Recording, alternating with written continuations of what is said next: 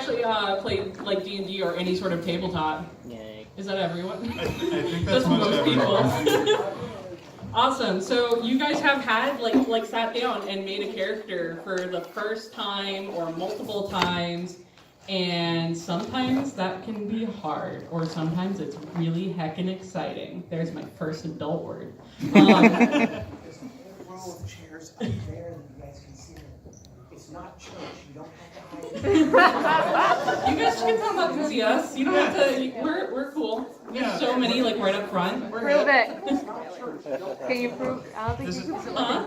that you're cool. Oh yeah, I'm so cool. Because I drew on my own beard today. Wait, really? It's drawn on us? Yeah. That's all makeup. Wow. He's that good. He's that cool. So I feel like getting into the math aspects of any sort of tabletop is difficult at first, but once you get into it, it's all just like the rolls of the dice or distributing points. It's all paint by numbers, quite literally. Yeah, but when it gets down to it, when it gets real into it, the thing that really makes any campaign fun is having a unique set of adventurers for any like I'm just kind of using D&D as like a base because that's kind of the thing that most people have played. We're hoping that what we say here can help you with any game. Yeah, pretty much anything, because it's all about like the roleplay aspects and just like making an interesting character. And I think that there's like a lot of communication that you can have between the people that you're working with, or just like your DM, your party, to really help with that. And I think one of the very like important things to really get an idea of is, are you starting from level 1? If you are starting from level 1, please explain to me why your character has searched across the land and he's slain a dragon and he's wearing its pelt as armor at level 1. Please explain to me why Kingslayer Mildred is your level 1 character. So knowing what you're getting into, obviously you can create that kind of very intricate I've been a warrior backstory if you are doing a one-shot or something kind of starting more so in the middle. But if you're a level 1 character, what got you to level 1? What got you to start adventuring? Because that's the thing with level 1, is that you're starting at the beginning. You are fresh into the world of adventure, more likely than not. So there's things that you can establish about your background to sort of get into the idea of what your character does. And I think that like the fact that so many games have like the background option of what your character did before is a great step, but it doesn't really flesh it out because it's kind of supposed to be what you're going to do with it. So some great ways to really get into what you're doing with your character, what kind of character it is it can be so simple. It can be as simple as your name. And thinking of a name for your character, you can look into the origins. I'm sure so many people have gone to babynames.com for picking something out. In fact, I believe Baby Names actually has a thing that you can select for if you're writing for a character. Like they have little handy things for book writing. And a lot of those sites will actually let you pick based on country of origin. So if you are looking for a name and you're like, I would like a really badass Celtic warrior, you can look for some Irish names, and you're like, hell yeah, this guy, he's Sven. He is Sven the barbarian, and he has a kilt and like furs.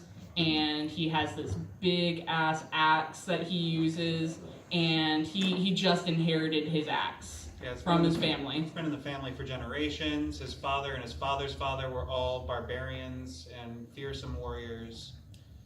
And that's like already the start to a character right there. And if there's other ways you can just kind of start, like kickstart that. Like if you're more into the numbers crunchy bits, then you can start by rolling your stats, and maybe you got a really low roll and you decide that you're gonna play dangerously and you're gonna put that low negative into your constitution and you're like, my character has asthma.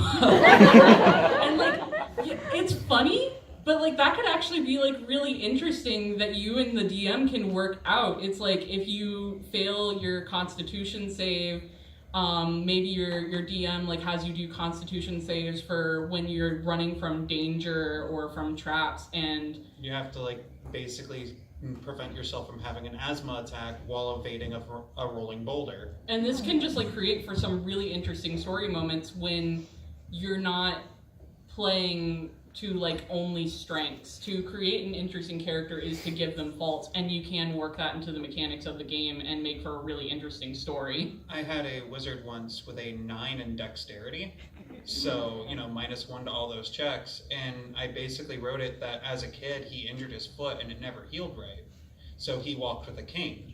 Can't sneak when you're walking with a cane. I also saw that someone over here had a question.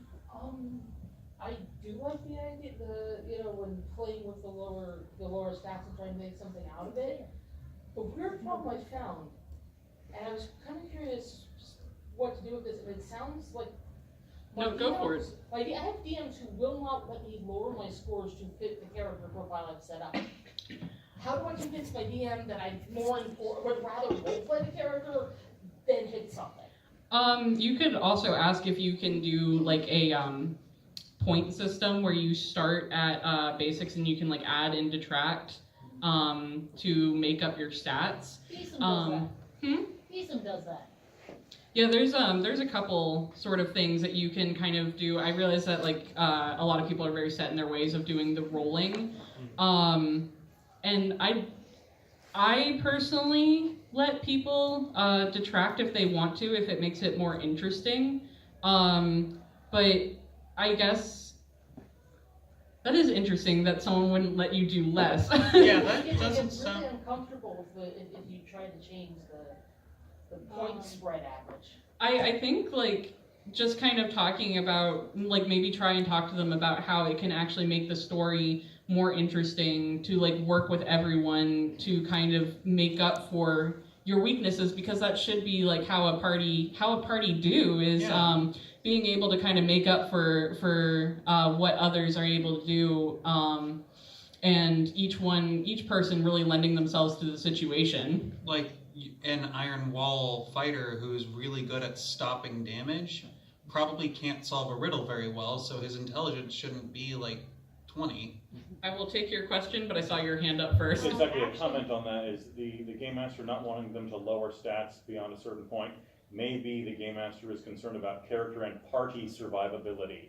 If you have one member of the party who is a linchpin member, like the cleric, with a constitution of 4, maybe don't bring a cleric with a constitution of 4 in a game that's built around having a healer being able to heal, because a missed crossbow bolt can take that cleric out and you don't have a healer, and then your party dies and you're having to start over again. I mean, ask the Game Master why. They might have a reason beyond, they just don't want you to. Yeah, but like also there is definitely more to the game, I feel, than just optimization. And I definitely think that dropping it to 4, but like maybe just letting them have like maybe a -1, if they can work it into their character in a way that makes sense and makes it more interesting. But I would just say like just talk to your DM about like what kind of game they want to run, why they're so opposed to it, and if it just comes down to like they think the roll of the dice is a sacred thing, then I feel like that's kind of a flimsy answer to it. It all just kind of depends on what sort of game your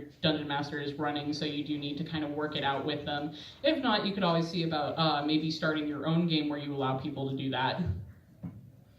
Yes? To point out this one, I'm a DM that used to have a guy do that purposely every campaign.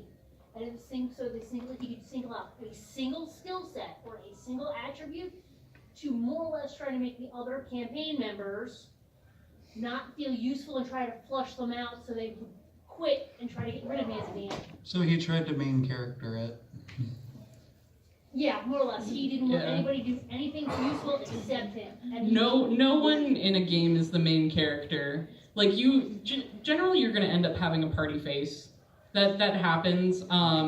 Some people just happen to be like naturally charismatic. exactly, naturally charismatic, and sometimes you'll have a party face who just like Has good charisma rolls. Has good charisma rolls, or just kind of understands how to interact with NPCs, but never try to be the main character, because while you are telling your story, everyone else is too, and that does not make you more important than any member of your party. You're all there to have fun, you're all there to have your moment to shine. You need to be able to complement each other's skill sets, and sometimes there will be some overlap, and that means that you guys can make up in case one of you falters at all, and that should be really what you should be striving for in your tabletop games is teamwork. It's a cooperative game, it's a cooperative exercise. It's really great for even just like real world problem solving, is coming to a conclusion with a group on how to handle something. And speaking from the Dungeon Master side of things, since I'm usually the DM for my group, if you do incorporate a quest that does focus on one of the party members, like maybe they're going to that character's ancestral home to like save the family or something, make sure that the other members of the party don't fall by the wayside. Even if they don't get the spotlight this session or this adventure, let them have their moment to shine in later like adventures and campaigns. You can maybe do like several episodes where you just focus on each of the different party members. Whatever you do, just make sure that everyone in your party has like their moment. Also, I know this is kind of a controversial opinion for some people, but I am absolutely not opposed to seeing people who do chaotic evil characters. For some reason, people seem to think that chaotic evil just means that you're a huge asshole. A murder hobo, if you A will. murder hobo. And there are people who try to write neutral characters to be murder hobos too. It's really all about how you write the character. I know some people don't actually use the alignment system and just kind of let their characters do as they do, but I do actually like it for establishing morals beforehand, and then just kind of like allowing it to shift based on how characters do. Yes. I mean, because you can be lawful good and still be a murder hobo, because, I mean, lawful good doesn't mean lawful nice. Exactly.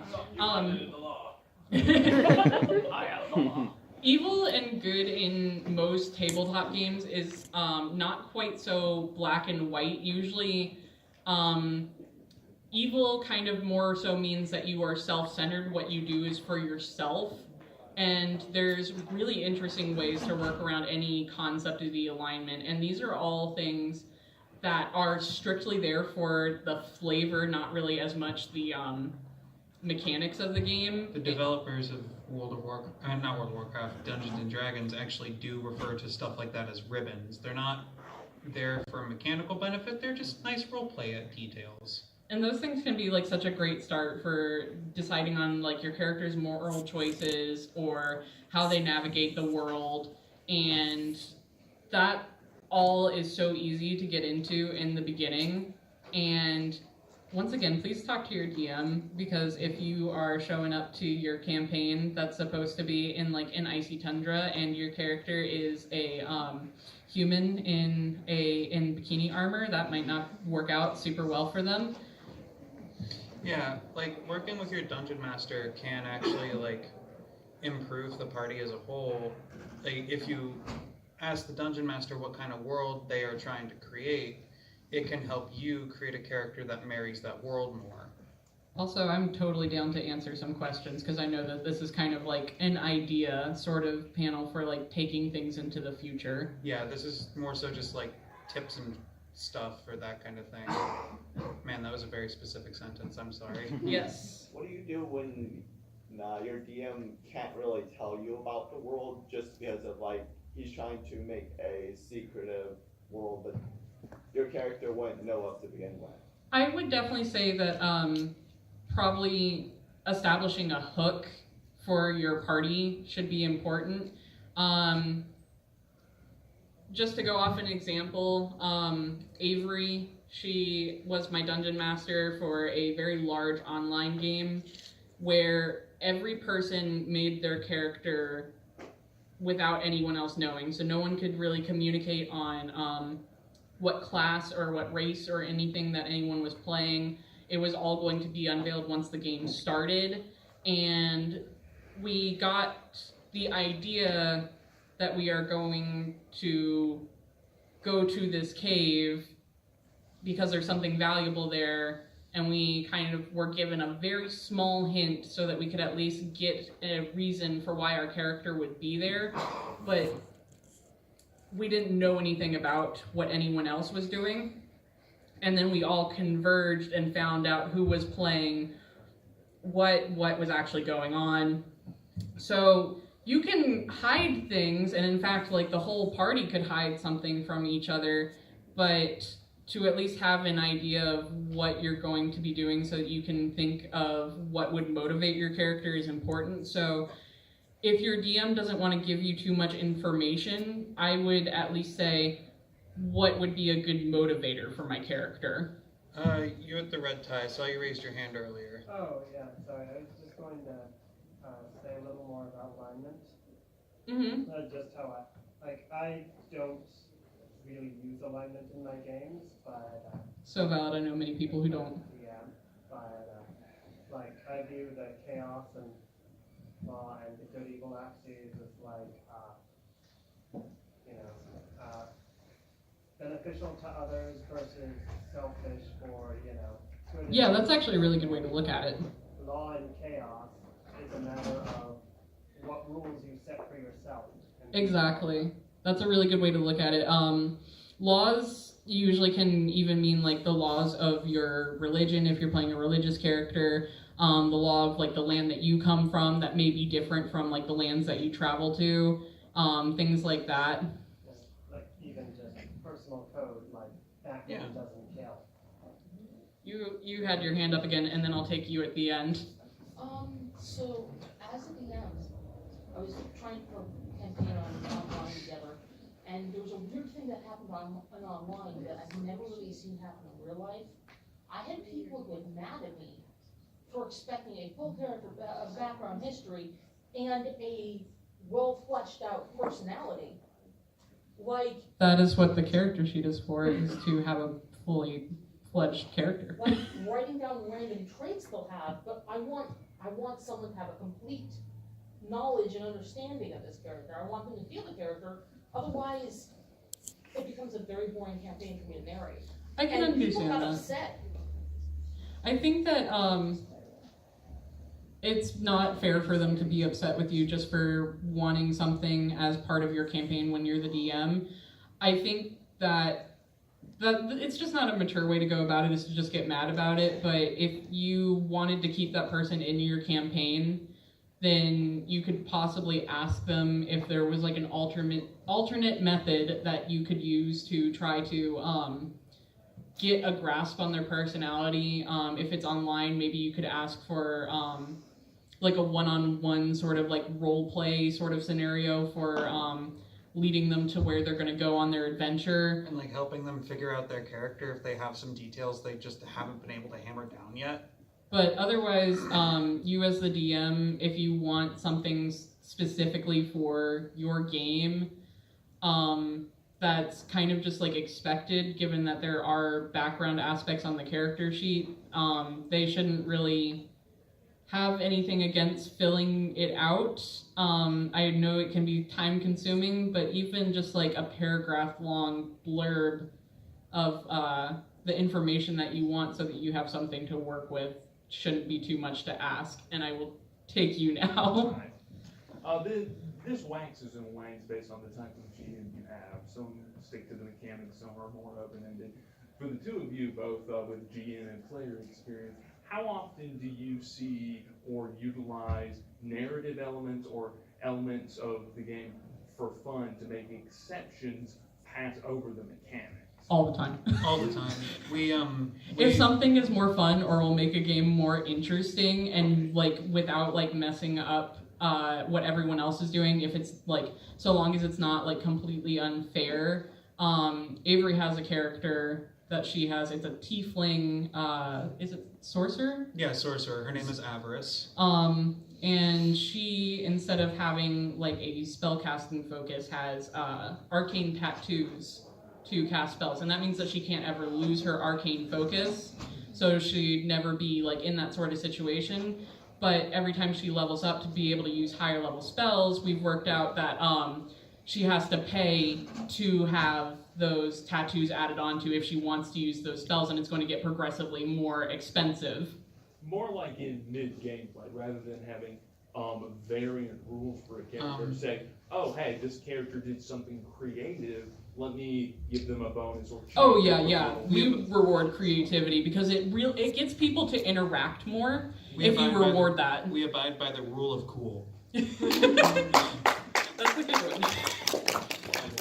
If someone is being creative and is like really getting into the role play, even if they're like thinking about it, if you are playing a character and using an example from when I ran Curse of Strahd, you have a whip and you wrap it around the leg of the vampire spawn that you're attacking, and you use that. Then I gave I counted it basically as like a trip attack, because that was like a specific detail that was acknowledged for how it was going to play out, and it kind of makes it actually more of a scene when you detail things like that. And there's so many things that you can do to really get more involved in the scene of it, in the lore, to make things more interesting. In that same campaign, our dwarven cleric would typically go for the knees with his warhammer because he wanted to like make sure enemies couldn't get away.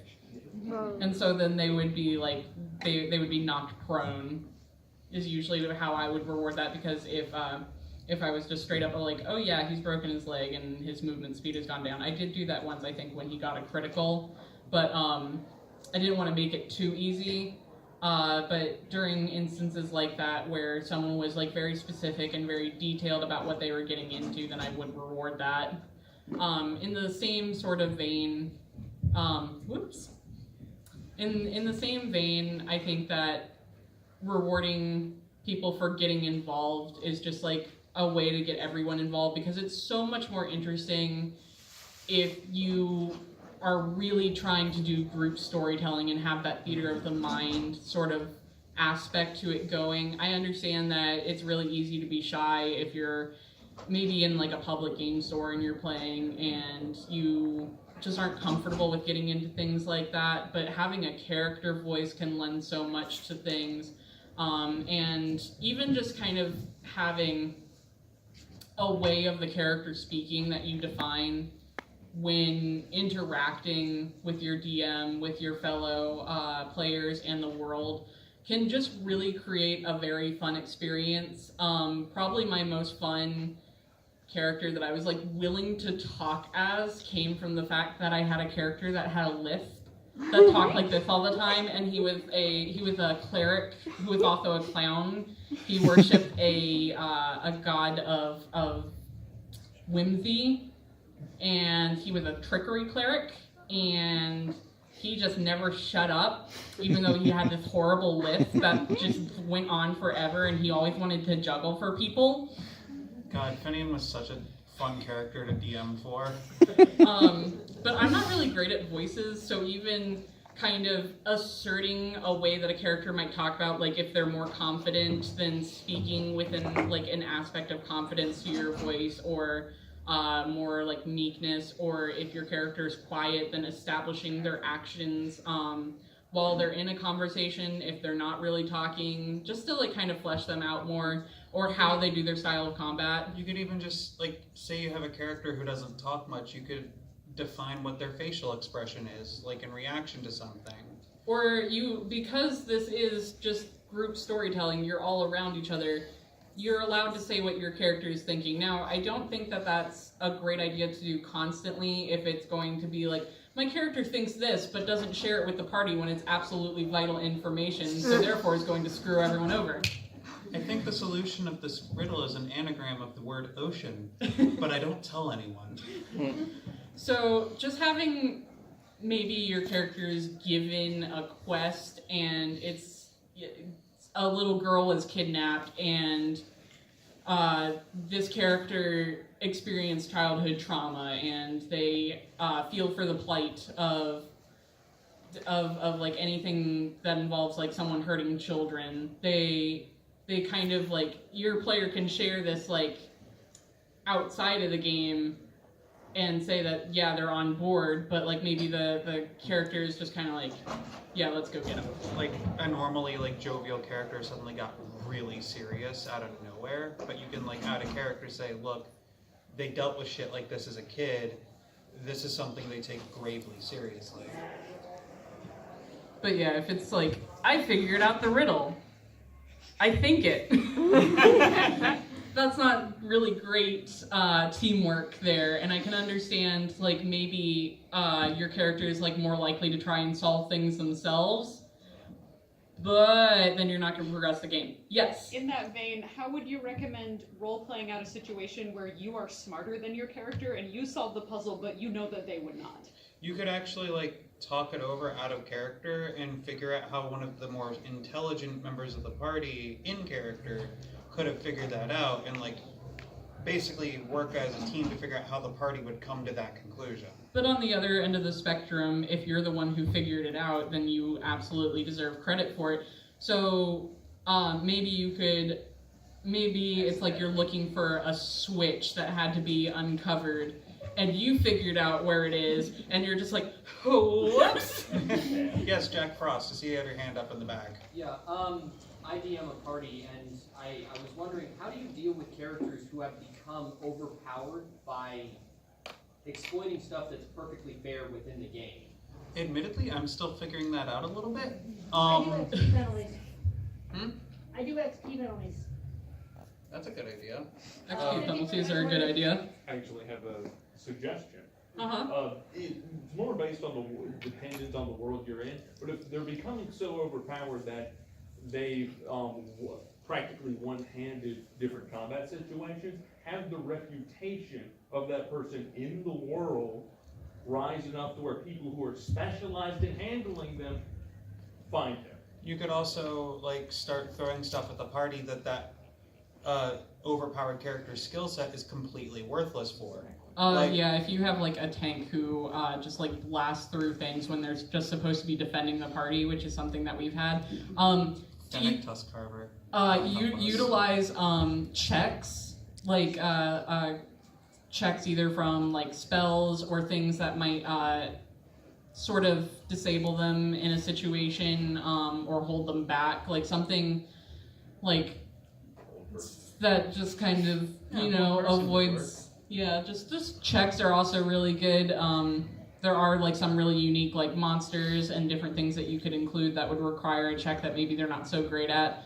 And also, I don't know if, I know that a lot of D&D sort of podcasts have become really popular, things like Taz, and to use Taz as an example, a lot of the characters got magic weapons and got stronger, and so they introduced a specific part that was very much kind of like role played out to put them in situations of danger that they couldn't just solve through just like plowing through it in a combat situation. And they actually had to make their characters weaker to progress.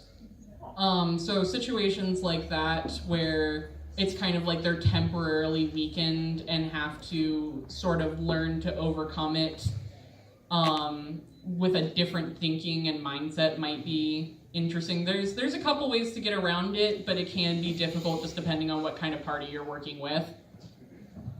I saw that you had your hand up. 2 suggestions, one for my own gaming group. Our GMs have a general policy of, if you want to play it that way, we'll play it that way. If they're doing something that's overpowered, but overpowered is not how they're using it, other people in that world would logically pick up on that trick too and use it against them. That's a really That's good very idea. smart. So you can look at them and be like, okay, do you really want to do this? I like how many suggestions there are going around. I like that everyone's kind of just like helping each other out. It's really great. The second one, this is an oldie but goodie, the Munchkin's Guide to Power Gaming. The back section is how to deal with Munchkins as a GM. And one of the examples is, I use seduction on the tentacle monster, but it's a monster. It's not even human. Yeah, it doesn't know what you're saying. It doesn't speak your language. This says I get a +6 bonus to seduction in any situation. All right, you use seduction on the tentacle monster. It starts surging forward at you. Now what?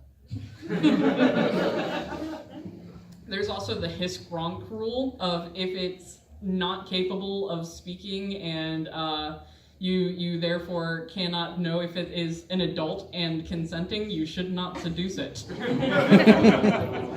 I would turn it into like maybe an intelligence check and see like if you want to seduce it, then roll an intelligence check to see if you know its mating patterns. Or like, That's interesting. if you can even tell that it's sentient.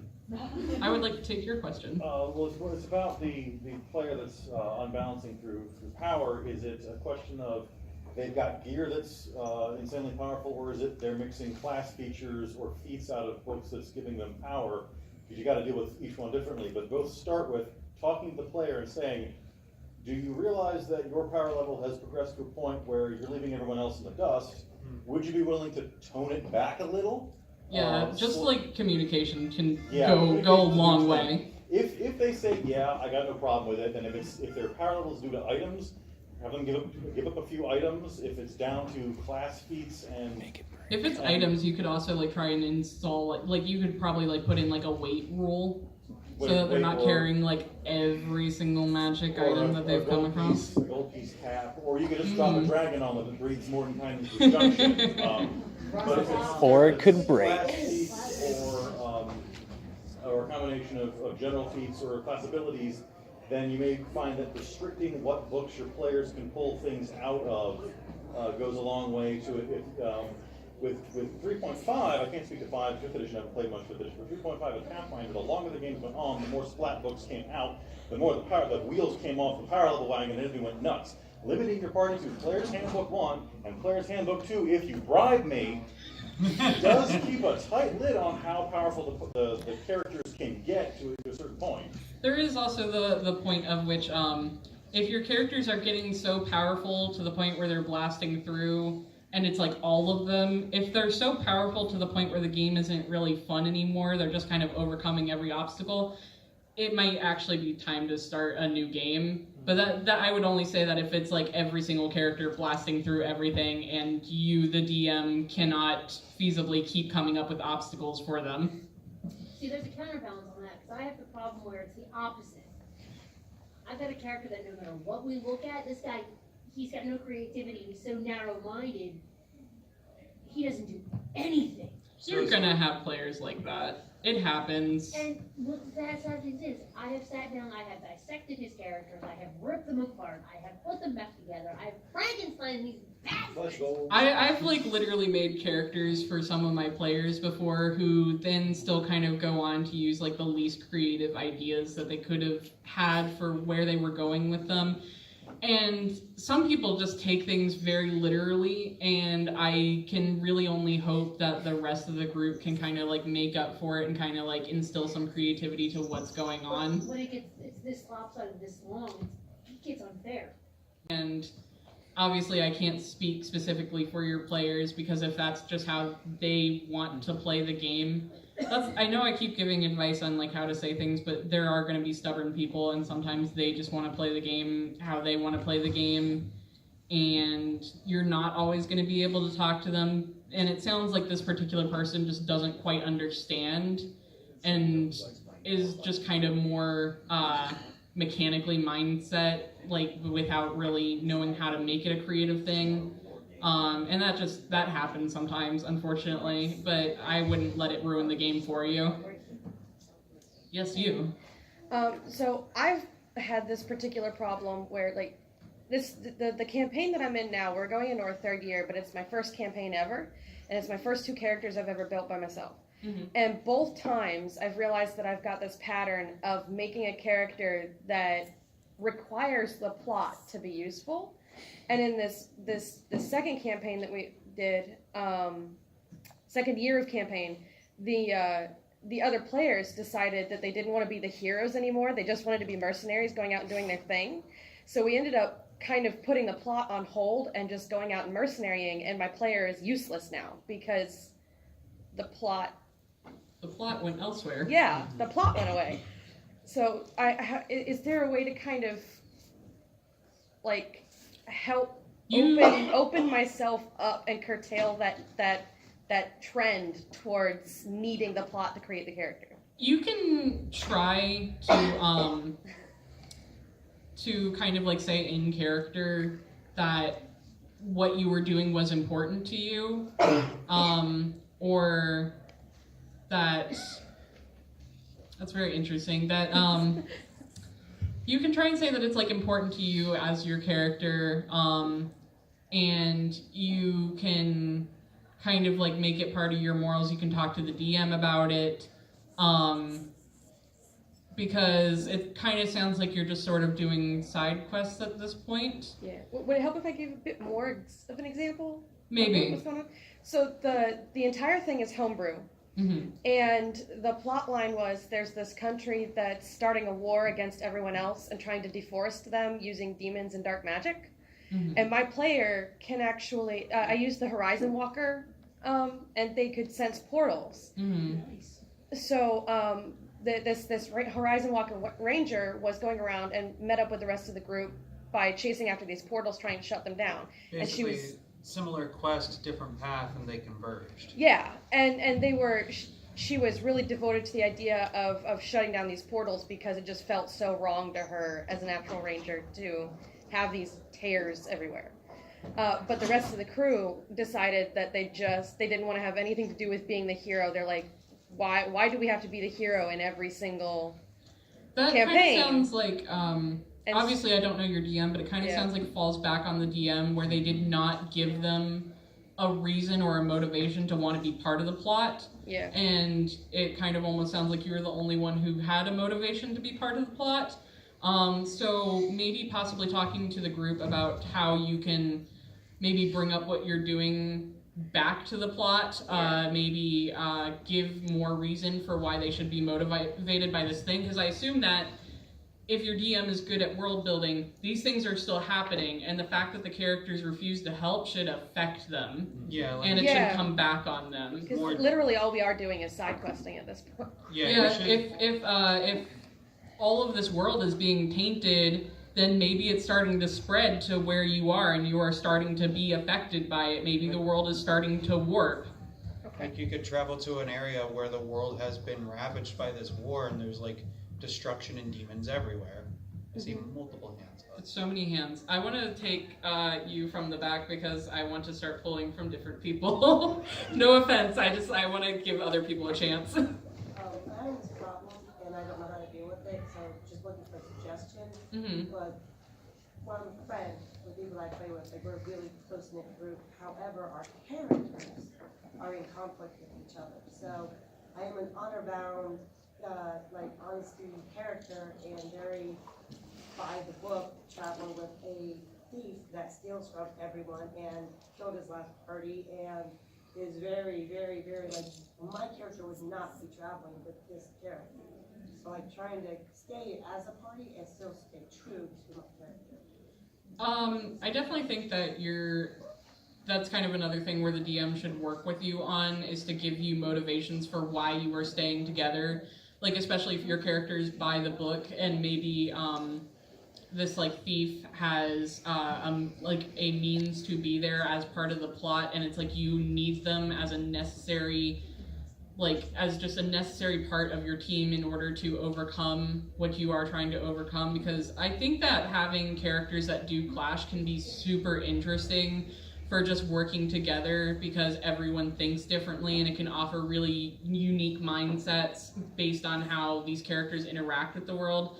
But you should always have a motivation for why you are all on this path in order for the plot to remain coherent. And you could even work it into the narrative as a whole, where as these two work together longer, they do actually learn to see closer to eye, and at least see all right, maybe breaking the rules all the time doesn't help, or maybe sometimes you do have to go off the book to serve the greater good. It can be, you can work it into the plot as long as you, the dungeon master, and the other player are willing to talk about how that would work.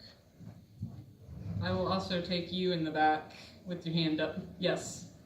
So I was just going to say, if you have overpowered players, hit them with monsters that no one sees. The Ragamuffin, the Rouse monster, the gelatinous cubes. I had my 4 players that were utterly overpowered for the current fight completely defeated by a Galactus cube because no one had a weapon to fight it. Yeah, there's also monsters that have like crazy high armor class that like has to be hit with like very specific numbers that are almost unreachable in order to even like hit them physically. So you almost have to use saves, or someone just has to use their bonuses as well as get like a nat 20. Like there's like absolutely I agree, like using like unique monsters that no one really thinks about that's going to be an issue can really help with just overpowered characters who think that they're tough shit. I don't know. Yes, you. Yeah. Another thing for the OP player character. Apparently a lot of people have this problem. Well, I have maybe a solution with the item one. Is have it where players can only have a certain amount of them attuned to them at one time. For example, which I believe is in the vanilla rules of 5e, where you can only have 3 magic items attuned to you at one time. Yeah. I mean, I'm sorry. No, you're fine. If like since people like talking about overpowered players, how about when you're also a player? Because it looks like I'm gonna face this problem where I recently got invited to a game and the DM's like, talking about like so far. Oh yeah, hey, remember this guy? Yeah, I remember this player. Yeah, he's playing a overpowered murder hobo. Ooh, that's very not good. It's very not pleasing. You as the player actually have like so much power in that, because if you're also playing the game and then also like it's gonna make the DM's life harder, then that is a great opportunity for you guys to meet as a group and talk about how you can rebalance things and kind of like get more on track with the game that you want to play, because you should want to work with your players. Like you should want to work with your party. We were once doing a superhero campaign, and my character was like a more experienced hero, while the others were mostly like more reckless, like newbies. And there was, in that setting, there's like an official organization you have to be part of to be a hero. And the other party members were like putting people's lives in danger. They were causing like way more collateral damage than they should. And my character, after the fight, reported them to the organization so that they were punished for their like reckless endangerment and like style of play, because they almost killed the villains that we were trying to stop. That party actually ended up not getting off the ground after that session, because there was just so many issues of people not wanting to play the game as intended. And while like usually the DM should be able to work around that, if your players are just not interested in the game that is being played, then chances are no one's actually going to have fun with it, because it's going to be too many like ideals clashing. So I keep reiterating communication, but communication with people and having that time to sit down and talk and be like, this is going to create like a game that isn't going to be fun for anyone, is kind of important, because you should all want to play together. People should want to have friends and have fun and not kill every character that they are faced with, mayhaps. Yes? I've seen a lot of groups, players all skip out of games or have them entirely fall due to a mentality of players in Island, or we're playing against the GM, which I think is a fundamentally flawed mentality. It is. The GM and the players, it's all a cooperative storytelling experience. And even though the GM is creating the monsters, creating the adversaries, the antagonists. But it's also, they're still creating the world for you to play in, and the NPCs that will help you. They're creating hurdles for the players to either cooperate, solve, or grow in order to get past. There's a lot of mindsets that go into it that I feel like come from, like, maybe if people are more used to things like video games, they get into that video game mindset of that it is a game to be beaten rather than a game to explore and develop. It's not a game to be beaten, it's a story to be told. So I feel like from the beginning, establishing that it is going to be group storytelling, either if you are a player or if you are the GM, just that together we are telling a story. We are not against each other. Like the players are not against each other, the DM is not against the players. It's just that there will be obstacles for you to overcome. And a really good example of you have an overpowered player, start introducing fights that work like puzzles that rely on abilities the other party members have in order to work off of them and cooperate to solve it. I did actually do that to deal with my overpowered party member when I was dungeon mastering, because this wall of a tank that could plow through everything ended up with a ability that allowed her to basically become giant once a day.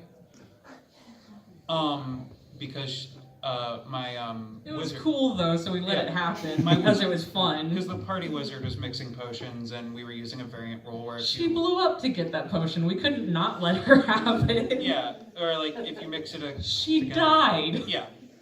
You mix it together, it occasionally results in a potion that gives you a permanent effect.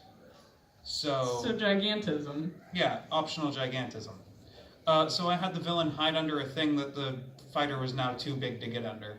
and it could not be smashed. And she liked to smash because that is the kind of character that she is. She makes smash. She literally had a hammer and all her problems were nails. I will take you because I haven't heard from you yet. Yeah, as a GM, I play Pathfinder, so I don't know if this really necessarily applies to D&D in itself, but I know one great equalizer that I love using is touch attacks. I had a bunch of overpowered players that hated losing, so they didn't really like this, but touch attacks and that particular system, kind of, unless you're a monk, pretty much everybody's on the same level, and it puts that fear into those players and makes them think about what they're doing. I just made a creature that had basically a 10-foot magic missile on an attack, and they lost it. It was... I really like that phrase you use, actually, making them think. I think that's a really good way to look at it, is like how to make them think about how to resolve the problem rather than their first instinct being to making smash. And terrain is also another way to help as well. Like terrain is cover, just sheer obstacles that you have to get around. That is also a wonderful way to help. And something else I was thinking about, I wouldn't necessarily be afraid of failure in this game style. Absolutely. Afraid of dying, but failure in a storyline setting gives your character an opportunity for growth. Failure will happen. Yeah. It should. You should expect it. If you get upset about it, then you are going to have that time. I will take Jack Frost, by the way, after this, and then I will take you because both of your arms look like they were getting very tired, and I'm sorry. Go ahead. One thing that I've found, I DM for a lot of younger players who are very used to that video game mentality where I have to beat the game, not necessarily play it. One thing that I have found that helps to get them out of that mentality is reminding them, I'm here to make the game fun for you, not to beat you. And so one thing that I'll do is I'll take 5-10 minutes at the end of every session when we're cleaning up to say, hey, how did you like the fights? How did you like the things I threw against you? What are things I could do better? What are things I could do worse? Well, that's great of you to do because that really helps engage people not only on the world but also the mechanics kind of in one. And then having that feedback also helps you grow because there's always things that you can learn from your players and vice versa. And I think that that's great that you do that because I think that sort of makes them more comfortable with accepting like a newer idea of how to tackle something. There's actually a game we play called Wild Talents as a superhero system, really fucking cool. But there's a rule in it that I think could actually be fun to implement in other systems, where at the end of the session you vote for an MVP, and whoever was like the MVP of that session gets bonus experience at the end of that session. So it encourages players to act out more and like try and go above and beyond they would normally because that can like reward like any sort of creative thinking if someone like took the lead and like really got into the adventure. like you as a group decide on who is the MVP. Yeah, the dungeon master doesn't get a choice in that vote. It's up to the players to decide who earns that experience bonus. And that's another way to just sort of encourage people to get involved and try new ways of thinking. Yeah. And sorry. There's a problem with that. Mm-hmm. My buddy that's not exactly the most creative, that would get really lopsided with the XP sharing. Well, it can, but then it might also encourage him to contribute more. And I think that even having like times, I went to art school, and when we did critiquing, a lot of advice that we got was to have, for every negative, you have 2 positives. Huh? Time's up? Yeah, It's almost 9 o'clock? Yes. Oh, okay. Shoot. Okay. Yeah. Alright, can we get like one more question in? Actually, it's overtime, actually. Oh, wow, okay. Sorry about that. I'll definitely be willing to like give some advice to anyone like outside the room if you really wanted to like ask. I get that. So yeah, thank you guys for coming. I did not realize what time it was.